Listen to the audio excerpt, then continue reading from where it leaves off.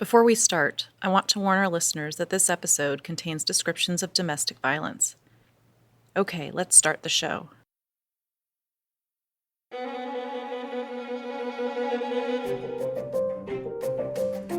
Well, we know, first of all, the federal laws are really not enforced. People had no idea what was happening in my home. These offenders are not able to purchase new guns, but they're actually not required to surrender the guns that they already have. I think it is incredibly important that we face up to the issues of domestic violence, homicide, and guns. Welcome back to In Sickness and in Health, a podcast about health and social justice. I'm Dr. Céline Gounder. This season, we're looking at gun violence in America. Last time, we looked at how ideas about masculinity influence violence, and why boys and men may be more likely to turn to guns as tools for solving their problems.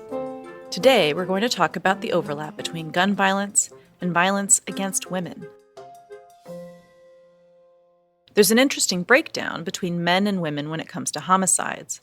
Men are more likely to be killed by an acquaintance or perhaps a stranger, but women are more likely to be killed by someone they know intimately. A spouse, an ex, someone they're dating, someone they have a child with. These are the men killing women. The homicide of women boils down to a domestic violence problem. But I should add that domestic violence is kind of an old-fashioned term. The newer term, intimate partner violence, refers to those same controlling behaviors, physical, sexual, and emotional violence, but includes people who might not currently be living together. Intimate partner violence is a problem anywhere it happens, but it's especially urgent here in America. About 1,500 women die from intimate partner violence every year in the U.S. That's more than anywhere else in the developed world. And guns are the most common weapon used in these crimes. The very presence of a gun in a home where there's intimate partner violence increases the likelihood of a homicide by 5-fold. Today, we're going to look at how guns increase the risk of deadly violence against women and what can be done to get guns away from abusers before they kill. Jacquelyn Campbell studies the relationship between intimate partner violence and guns. She's a professor at the Johns Hopkins University School of Nursing. Domestic violence homicide is the leading cause of homicide amongst women. Women are most often murdered in the context of intimate partner violence, says Jacquelyn. But many people don't think of it as a public health issue. And in fact, it's the 9 times the rate women are killed by a partner, husband, boyfriend, ex-husband, ex-boyfriend, 9 times the rate then are killed by strangers. So this idea that the greatest threat to women is that anonymous stranger danger is kind of misguided. It's the people closest to them they may need to worry about. In today's headlines, we worry a lot about mass shootings, etc., not realizing you're much more likely to be killed by a husband-boyfriend than you are to ever be the victim of a mass shooting. In fact, mass shootings, where 4 or more people are killed, most often occur in the context of intimate partner violence. They generally involve a man killing his partner, children, and other relatives or friends. Jacquelyn's research into intimate partner violence and homicide led to the creation of something called the danger assessment.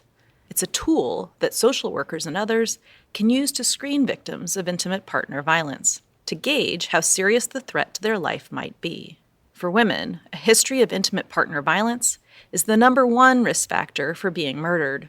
And if a gun is present in the home, those odds skyrocket. What we found is that when the perpetrator owned a gun, there was an increase in risk of 5.5 over and above prior domestic violence. The danger assessment takes several factors and then weighs them based on how strongly they each predict risk. The first one is that gun ownership. The second very strong one was a combination of she had left him after living together, left him sometime in the past year, and he was highly controlling. So that combination is also one of the strongest risk factors. Ruth Glenn is someone who's experienced firsthand the consequences of this deadly combination. Correct. I've been telling my story for over 20 years and feel very, very fortunate to be able to tell my story in the hopes that it will influence and impact change. Ruth grew up in California. It was her 16th birthday when she met Cedric, the man who would become her husband. He was 19. We went to the same high school. He was in the neighborhood one day, and we started talking. The relationship was intense from the start.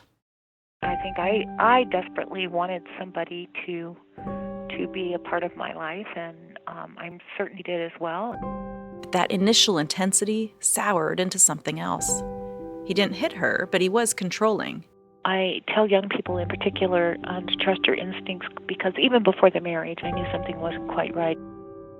Then they got married and moved to Colorado. Both got jobs working as youth counselors. Ruth liked her job, and they were both working overtime to build the life they wanted. We had our son in football and baseball, and we had 2 cars and a lovely home, and bills happened. So there were times where we would even have 2 jobs just to make sure that we, quote unquote, lived the middle class dream. From the outside, it seemed like Ruth and Cedric were living that middle class dream. But immediately upon our marriage is when it got really, really quite bad. Her husband's need to control her only increased. Ruth felt like her husband was all-seeing, her every move, her every decision. Nothing escaped him. Things escalated. Verbal abuse turned into threats against her family, and then physical violence. There was one particular incident where I probably should have went to the hospital. He threw me into a wall, and I remember not being able to almost literally walk for a couple of weeks. And there was always a gun. I had the gun pulled on me at least twice, but more importantly, he kept it visible where I could see it. It sat on the refrigerator for years. Ruth says he didn't even have to make an outright threat with the gun. The threat of the gun being in the home and the possibility of what he could do with it was far greater. Then one day, someone said something. She was a supervisor where I worked, and I had called in yet again, with some excuse about why I couldn't at work. And at this particular time, she pulled me in, and I thought I was going to get fired. And she pulled me in, and then that's when she said that to me. She says, "I know what's happening." Ruth had kept all this to herself. She and her husband both worked hard to keep the abuse secret from family and friends. Ruth was embarrassed, ashamed. Quite frankly, it was the first time anyone had ever said the words domestic violence to me, or that I was, or had drawn attention to me directly that I was being abused. She didn't force anything other than to say, "I know what's happening to you. I know I'm here if you ever need anything." And it was the start of this other journey that I embarked on. It took Ruth another 2 years to leave her husband. She knew she had to leave, for her sake and her son's. But those 2 long years were full of anxiety.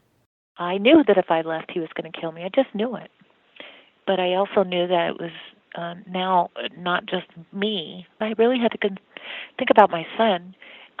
People on the outside said, "Well, you should have done that from day one." Well, yeah, I should have. And in fact, I did. And it was also part of the reason I didn't leave, as crazy as that sounds. But, you'll always have to think about what is the safest. Should I go out into the unknown, or should I try to figure this part out? Finally, the moment arrived when Ruth decided that the unknown was better than staying. She steeled herself, and she left. I snuck out, quote unquote, in the dead of night, my son and I. Ruth was out of the house, but she couldn't escape her husband. He found her, harassed her, stalked her. 6 months after I left, he kidnapped me and held me at gunpoint for about 4 hours. I got away. He was charged with kidnapping and was due to go in court. Ruth got a protective order against her husband. His gun was confiscated, but he managed to get a hold of another one. The week before he was due to go to court, he again found me, followed me, shot me, left me for dead. He shot her 3 times. It was quite a miracle. I was able to survive that. Cedric went on the run. Ruth lived in fear that he would come back to finish the job. Months later, she got the news. Her husband had killed himself. What was your reaction when you got the news that your former husband had died? The first one was relief because I didn't have to hide anymore. I was in hiding for 4 months while he was on the run. I didn't have to live in fear. I was always afraid that even if I opened my front door, I'd get shot again. Researchers agree when it comes to preventing homicides related to intimate partner violence, the best thing to do is to take guns out of the equation. But from a legal and enforcement angle, that solution is deceptively simple. If our goal is to remove firearms, is to make firearms unavailable to those people, then doing nothing clearly is not the way to go. April Zeoli is a professor at Michigan State University. She points out that even when there's a prohibition on someone buying a gun because they have a criminal record or a restraining order, someone like Ruth's husband, there are ways around it. The catch is that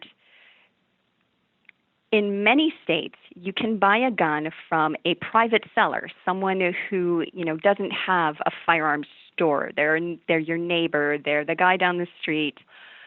So private sellers in many states don't have to run a background check in order to sell you a firearm. So even if you are prohibited from purchase, if you buy from a private seller in one of those states, there isn't going to be a background check. But some states are taking the steps to make sure everyone who wants to buy a gun undergoes a background check. For example, Michigan has what is called a permit to purchase system, where if you want to buy a handgun, you have to go to local law enforcement, and they'll run the background check. They'll see if you're okay to buy a gun. If you are, you get this permit, and you can go and buy your gun regardless of whether it's from a private seller or a licensed firearms dealer. April says this system saves lives. Well, a recent study that I did found that when a state has that permit to purchase system in place, there is an 11% reduction in intimate partner homicides. So that's total intimate partner homicides, male or female victims. So that's quite a big reduction. Her research also shows that when abusers are required to turn in their guns, intimate partner violence homicides go down even more. But there's a problem. Take this example. Someone is convicted of domestic abuse. As a felon, federal law says they're not allowed to buy or possess a firearm. But who's making sure they don't still have a gun? No one. Basically, it's an honor system. Everybody needs to coordinate on how this dispossession is going to occur. So it can be complicated for jurisdictions to put this into place, but some are doing what looks to be a very good job. California, in particular. Detectives would go out and would serve that restraining order and would explain the firearm prohibition. This is what the domestic violence restraining order says. I know it's a drag, but you have to turn in the gun. If you don't, these are the penalties for not turning in your gun. And what the research showed was that they actually got quite a lot of firearms, from these people, and there was no increase in violence over the generality of serving a restraining order. Okay, so there's a patchwork of state laws regulating the possession of firearms for felons. But what about some nationwide standard at the federal level? There are several problems with the current federal law. This is Michael Siegel. He's a professor at the Boston University School of Public Health. There are two major federal laws that regulate possession of firearms by intimate partner violence offenders. And the first law basically says that if you are convicted of a misdemeanor crime of domestic violence, that you are not eligible to purchase or possess a firearm. And the second law says that if you are the subject of a permanent restraining order related to intimate partner violence, that you're also not allowed to own or purchase a firearm. Okay, misdemeanor crime of domestic violence or a permanent restraining order for domestic violence, and you can't buy a gun from a licensed gun dealer. But you can still buy a gun from a private seller or gun show in states that don't require universal background checks. That's the gun show loophole. And Michael points out that someone with a temporary restraining order is still allowed to buy a gun. This is the most dangerous time for a woman It's that period where perhaps she's actually been threatened, and so she goes out to try to get a restraining order, and it's that first 24 or 48 hours that are really critical. And so if the law excludes that period of time, then that's really excluding the most important and most threatening period of time. Federal law has a narrow definition of who can be a perpetrator of domestic violence. The way the federal law is written, only a spouse or an ex-spouse or someone you've lived with or had a child with counts. That means if you're just dating someone, technically under the law, that intimate partner can't commit domestic violence against you. It's what's called the boyfriend loophole. For women who are dating someone who becomes a threat, even if they successfully get a restraining order, and even if that person has committed violence and is convicted of a misdemeanor, that person actually is still allowed to carry the firearm under federal law. So that's a glaring omission. Michael says another major problem with the federal law is how it's enforced, namely that it's not. Federal law can only be enforced by a federal law officer. Unless they have their own laws, states don't have a way to enforce the federal protections, even if they're on the books. There's another solution we haven't talked about: giving women who are victims of intimate partner violence guns to defend themselves.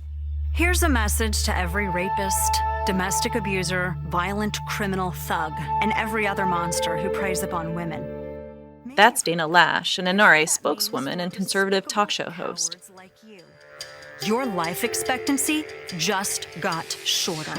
Because there's a very good chance your next target will be armed, trained, and ready to exercise her right to choose her life over yours. There is no research evidence that a victim having a firearm makes her safer.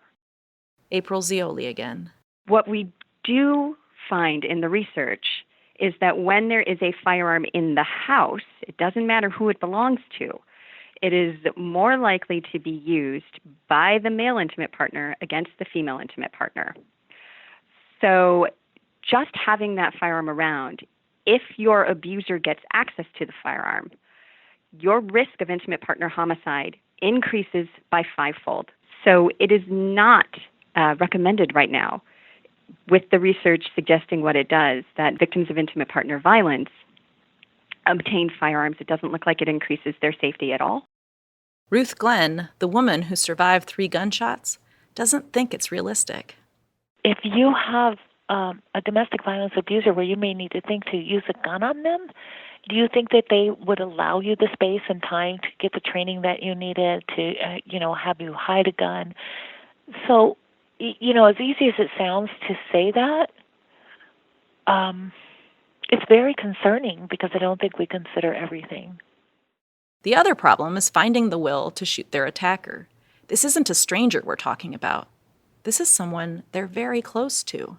One of the things that we forget about women and victims of domestic violence when they're in this situation, they're not in it because they want the abuse, right? They're in it because they love somebody.